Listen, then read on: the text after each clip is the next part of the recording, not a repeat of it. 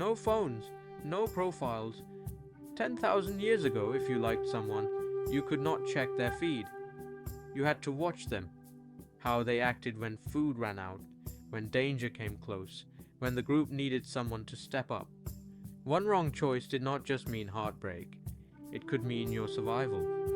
So, what actually made someone worth loving back then? The answer might explain why you choose the people you choose today. Let's go back, way back. No restaurants, no rings, just small groups of humans, maybe 20 or 30 people, trying to survive a world that wanted to kill them. In that world, picking a partner was not romantic, it was strategic.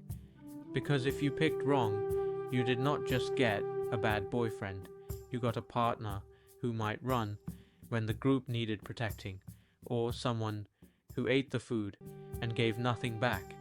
So here is the real question. In a world with zero dating apps, how did anyone judge anyone? You're about to find out.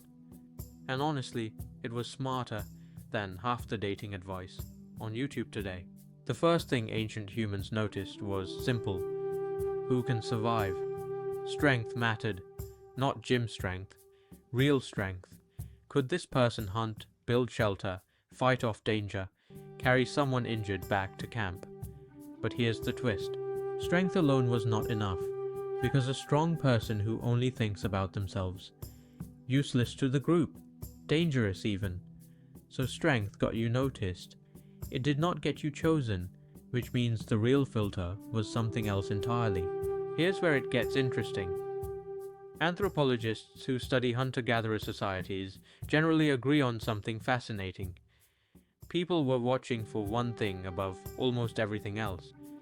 Could you actually count on this person? Did this person share food even when there wasn't much? Did they show up when others needed help? Did they keep their word?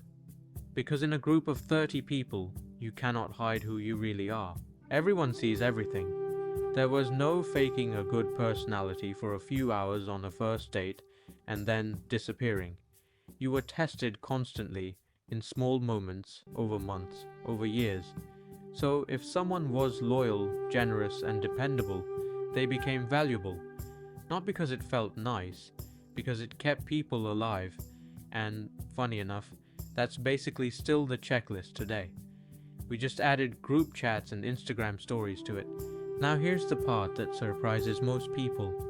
You'd think the most attractive person in the tribe got picked first, right? Beauty wins? End of story? Not exactly.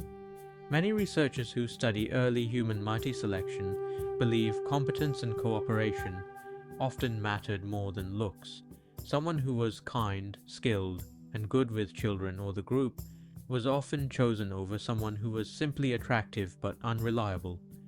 Why? Because beauty doesn't fix a broken leg. Beauty doesn't share its meat.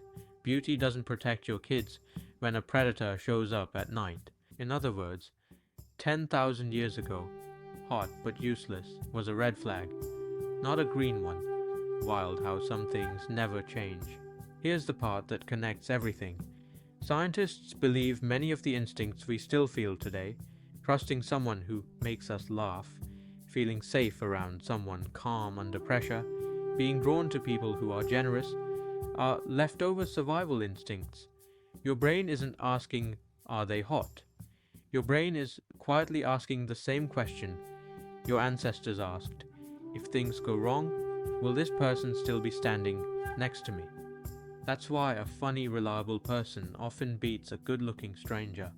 Your brain has been running this same background program for thousands of years. You just didn't know it. So how did humans find love 10,000 years ago? Not with looks, not with money, not with perfect selfies, with trust, with reliability, with someone who proved, again and again, that they would stay when it mattered.